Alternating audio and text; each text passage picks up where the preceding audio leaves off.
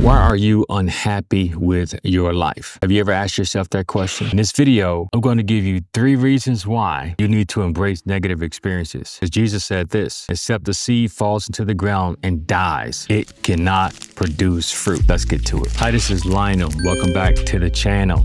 Over the past 24 years, I've been a pastor, leader, and public speaker, and I help people in high-ranking authorities understand the intersectionalities between faith, religion, and culture. And one of the conversations I have with people in one-on-one counseling many times is, how do I embrace negative experiences that I go through in life and turn them into positive experiences? Well, I have a life hack for you that I think is going to be extremely beneficial to you, and it's going to help you see your negative experiences in a different light. Let's get to it. Now, most of what we're going to be talking about is going to come from this book right here by John Maxwell. So Jesus talked about this in the Gospels, and he said it through metaphor. And he said if a seed can't produce fruit until it first falls into the ground and dies, that there needs to be the death of something in order to birth a new world or a new creation or new way of being, okay? And so when we think about embracing negative experiences and using these negative experiences as a way to propel us forward, there's a few things that I want us to think about. Number one,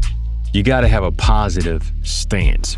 You're better off handling negative experiences from an optimistic mind versus a negative frame of mind. A negative frame of mind is not going to get us anywhere. Think about it this way. How do you feel about money? How do you feel about hardship? How do you feel about relationships? How do you feel about your goals? Do you have an optimistic or pessimistic viewpoint? Think about your attitude. What is your general attitude about life? You'll be surprised of how many people have a very negative attitude about life. Your attitude determines your altitude. So based on what you believe and how you believe, it will determine how far you're willing to go in the world. So when you think about your money, do you believe that money comes easy? How do you feel about health? Do you get healthier?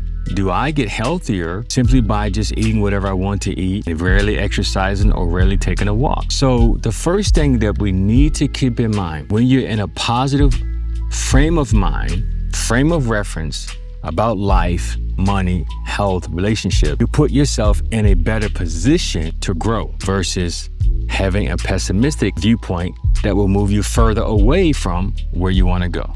Number 2, you have to let negative experiences prompt creativity. And what that means is simply this. Many things we cannot learn unless we go through something. If you want life to be easy and you want life to be a bed of roses, if you're expecting to never have negative experiences, if you're expecting things to always go the way you want them to go, you're gonna lose that way. What I need you to understand, when you're in a negative circumstance in a situation, it is the perfect opportunity for you to become more creative.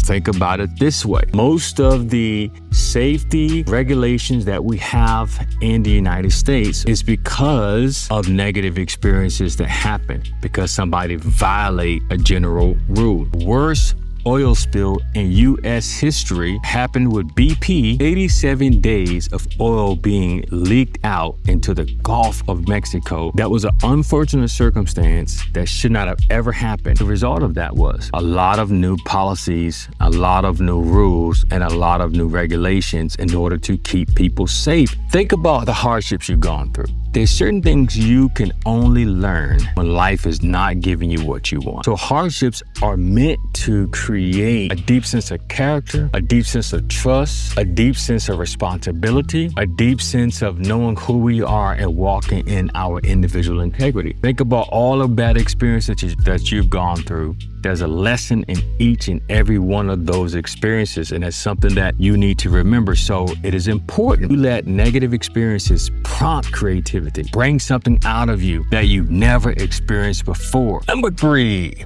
you need to embrace the value of negative experiences. Where there is no struggle, there is no progress. Some people see negative experiences as an impediment. They consider negative experiences as a nuisance. They consider negative experiences as something that simply gets in the way. John Maxwell also wrote a book called Falling Forward. And what that book tells you and I, when we have situations that don't work out the way we want them to work out, we have the opportunity to either learn from those experiences or to not learn from them. We call it falling forward, taking each setback as a setup for a comeback. You've heard that before. And when you and I embrace the value of negative experiences, it causes you to make changes. And that's more important than anything. Negative experiences says, I need to change. If you have a heart attack and you come back from that, by way of example, what does that say? I need to change my diet. I need to exercise.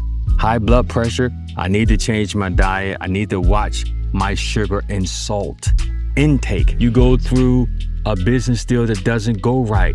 What does it teach you from that? I need to change the way that I see business. My personal experience from this happened many, many years ago. When I started a church and I had a team that I had put together in order to build this community, my goal was to take a group of people, develop friendships and relationships, and then as a result of that, we'd build a religious community. But the primary goal of that community was not to focus solely on Sunday morning as its apex, but to use Sunday morning sort of not as this primary focus, but as a secondary focus, that we would go out and do the work during the week, social services and social justice. That was the goal. I learned something when the day before we began to start our very first services, people that I started that church with sent me text messages saying to me, I can't do this. After meeting in homes, having meals together, sharing stories, getting to know each other's family, you can tell I'm not bitter about this. You really develop a sense of culture. And then to receive that word, not even face to face, but through text message, was very, very hurtful. What I learned from that was very critical, that you can have people on your team who have their creative niche, but you need to be going in the same direction. Now, I'm going to give you a bonus tip that I think will be helpful. How do you know if you're processing negative experiences healthy or in an unhealthy way? Number one, if you are indulging in the things that you enjoy and appreciate, is not a good sign. So if you're drinking too much, if you're ignoring responsibilities, participating in more play than being serious with what your responsibilities are, those are signs that you're not processing the negative experiences in a good light. In a healthy way, you're able to listen to people who will tell you not what you want to hear, but what you need to hear, okay? Negative experiences are inevitable. Growth is optional, says the great John Maxwell, okay? So remember, you have to have a positive stance. You have to let negative experiences prompt creativity. Embrace the value of negative experiences. Let you know something needs to change. If this particular video provided any value to you at all, please don't forget to make a comment and subscribe, okay? We'll watch the next video right here. Salute. Peace.